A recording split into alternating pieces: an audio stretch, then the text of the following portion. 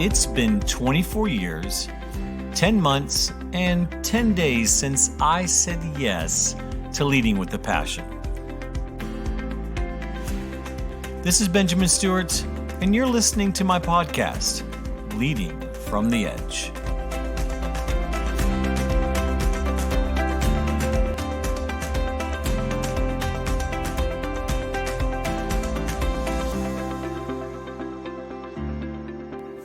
Well, good day, everyone, and thank you for joining us today. If I were to title today's podcast, it would be, It's Cause and Effect, Not Effect and Cause. Because this week, I want to talk about motives. Most of the time when I get into these podcasts, I kind of spend a good bit of time preparing or looking at what I want to talk about. And to be honest, today is going to be more of a let's shoot from the hip. Because far too long during this pandemic, I have just watched as leaders have chosen sides, whether to mask or unmask, whether to follow guidelines or to speak out about our freedoms. And all those things are probably true, right? Whether to circumcise or not to circumcise. And I love this debate because the truth is, all of it matters and none of it matters. Because what matters the most is how we are positioned and what are our motives, right? Did you know that in the first letter to Corinthians, to the Corinthian church, there was actually a battle happening between people in the body of Christ? There was a dividing conversation. In fact, it was spreading throughout the region on whether to circumcise or not to circumcise. Now, in our culture, we look at that and we say, hey, what's all the fuss, right? Whether you believe in circumcision or whether non-circumcision is the right way or the better way or the best way, most of us don't go around talking about whether or not our kids have been circumcised or whatever. But in those days, we're talking about a debate that was so important to them. Because on one hand, you have the Jews who have come to Christ, who grew up under the law and believed and knew that circumcision was part of their dedication of their life to the Lord. It was a part of them setting themselves apart. In fact, there were complete distinctions in the Old Testament specifically to circumcision. Battles, there were responses, there were shaming actions all around circumcision. So deep in their understanding of faith, right? That there was this need to build on what they've always known of God. But then you have the debate on the other side. We had Gentiles who, for the first time in the history of the world, were included as being the children of God. It was the first time that they had a faith in the one true God. And so there arose this battle of what religious history was good and what was not good in religious history, or what traditions they should carry out, or what traditions they believe they should leave behind or not impose on others. And Paul takes this on so carefully. Or maybe I should say so directly, because his carefully's, I don't know, when I read Paul's writings, his letters, maybe I just have a biased thought of his sarcasm at times. But this is what he says: God has distributed to every man as the Lord has called every man or everyone. So let that one walk. In other words, God is putting on that person how they should walk. He goes on to say, is anyone asking a circumcised man to then become uncircumcised? Or an uncircumcised man to become circumcised? And he's saying, hey, listen to me clearly. And this is what he says so clear in chapter 9. Circumcision is nothing, and uncircumcision is nothing. But keeping the commandments of the Lord, that's everything. And what Paul goes into about freedom is not the way we normally look at freedom. He actually talks about that we're bought with a price, and that freedom is from the world, and now you're a servant to Christ. And so this week, I want to give some tips on checking our heart. Because if we're standing in the middle of anything, and I'm not just talking about the pandemic, I'm talking about how we lead people, how we stand in front of our organizations, how we communicate with our families, that all too often we get caught up in the debate of what we're trying to decide is right or wrong, instead of deciding, are we going to keep the commandments of the Lord? Are we going to keep our motives right in what we're doing? And this week, I want to give some tips on checking your heart. I'm not going to debate on it whether what's right or wrong, because I believe we're responsible for that one thing, keeping His commandments. If we do that, I believe that the wisdom of the Lord will reside in our hearts. And it won't include taking sides. It'll include, well, I'll get into that. So, as leaders, the truth is we can find ourselves getting swayed or influenced by knowledge, right? It's in this world. It's around this world. And I'm not saying to be unwise. No, be wise, but be wise in the Spirit as much as you are in the flesh. In other words, when we go into any situation where we're hearing different sides, where we're having to be that leader that makes a decision that's going to affect people, right? It's going to be about what is our motive as a leader. And I'm going to explain that. What is the underlying reason why I am making the decision that I'm making, or I'm acting the way that I'm acting? This is much bigger than COVID, masks, or circumcision, right? Let me say this. Did you know that you can sacrificially give? In other words, you can sacrifice to give and still be selfish. And did you know that you can make the best decision and it be destructive to your soul? And so here, I just wanted to give a few quick tips. This is probably going to be a quicker podcast than normal, but just a few quick tips on how to check yourself before you wreck yourself, right?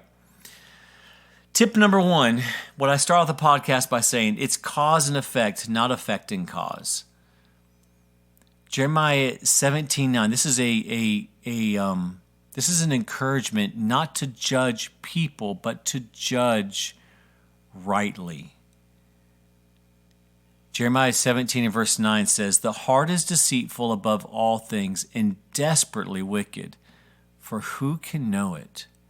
And I've seen way too many times in my own life, or I should say more often on Facebook, when believers look at the decisions or the results of decisions of other people's lives, and we then turn that somehow into a determination of their righteousness. I mean, think about it. Have you ever heard yourself say, how can they do that and be a Christian? Or, or something along the lines of, well, they've been doing that, and that's probably why they lost their job or got cancer, or, and I know none of you have gone that far, but have you ever passed judgment on only knowing part of the facts? And I think I should let that one sit a minute. Have you ever passed judgment knowing only part of the facts? The truth is, we never know all of the facts, because it says in Jeremiah 17, verse 9, we just read it, the heart is deceitful above all things and desperately wicked, so who can know it? If we want to completely be available for God, then we have to hand the power of judgment, that judgment staff, back to Him, right? And that's how we lead. That's when we are leading our families, or even within ourselves, because if our motives are to protect what we're battling on the inside of us, then we're going to look at effect and then make that the cause. We're going to find ourselves skewed in how we judge and look at situations. And most of the time that I find myself judging others, I have an internal motive that is off, right? My heart is off. I'm wanting to feel better about my leading or my decisions, or influence the most people, or make the decisions for the most people to please the most people. I know pastors listen to this. You never, ever do this, right? I did. I judge it off of what I see, what I see in the results of other leaders. I look at the effect, and I find myself, not wanting to go down that path. But when I look into my own life, if we're going to be harsh, if we're going to judge effect and then decide this is the cause of it, I have some pretty bad effects in my life. I mean, I look back, I've lost 3 children, right? I've been completely broke while being a father. I've been 3 months behind on the mortgage. I've even had to do a deed in lieu for a house that we owned at one point. I've been without working vehicles. My wife has had cancer. My dad passed away from cancer. I've had so many injuries to our kids and to my own body. I have believed in people only to be betrayed. I've missed decisions, made bad decisions. I've literally been physically beaten by a gang. I've been chased down by a gang. I've been robbed. I've been mistreated by police. I've been stranded. I've gone days without eating because of money. I've failed in school. I've considered taking my own life. I've been depressed. I've struggled with feeling confident. I've even been fired from a pastoral job, right? And if someone saw all of those effects, the cause would be, oh, Ben is such a sinner, and you know what? You're right. Sinner that's saved by grace. But as leaders, we have to remove ourselves from this cause and effect thinking, and we have to sit solely in the seat of letting God be the judge, because that's the only way that our motive will be pure. That's the only way that we will be able to put aside our strong opinions and simply let the trying of faith work patience in other people's lives and our lives. Sometimes the decisions that we make in the midst of situations like COVID, but anything else in church, in business, in a family, may not be popular. But we have to allow that to be a stirring and working of patience, maybe in their life, right? Point number 2, look in the mirror first. We read scriptures of don't point out the splinter in your brother's eye when you have a plank in your own. And of course, that's true. But the truth is that we have to look in the mirror when we feel something on the inside. We have to let God examine our hearts. When we see ourselves gravitating towards a decision hard, like we really feel it, let's make sure that we're standing in front of the mirror so that God can look at us. Because we know how to make things seem right. If you're listening to this podcast, you're probably an influential person. You could probably convince people to believe something. Heck, the world knows how to make things seem good, right? I mean, you take this pandemic, and again, not everything's about this pandemic, but you could take a position of anything in this pandemic, and you can find enough support to give you that is the right thing. There are enough professionals and expert voices out there saying that it was an attack from China, that you could believe it was an attack from China. And it might be that it's man-made. You can find experts saying this is a man-made virus, and you know what? It might be. It absolutely might be. Or that, it's, one of my favorites is that it's aliens, that the aliens are doing this. And I don't think it's aliens, but I could find enough experts that show and have proof. But none of those negate the power of God being available to us for us to hear from Him. If we first look to ourselves, we don't often have to worry about being in the wrong position for others. Proverbs 16:2 says, all the ways of a man are clean into his own lives, like in his own eyes, but the Lord weighs the spirit.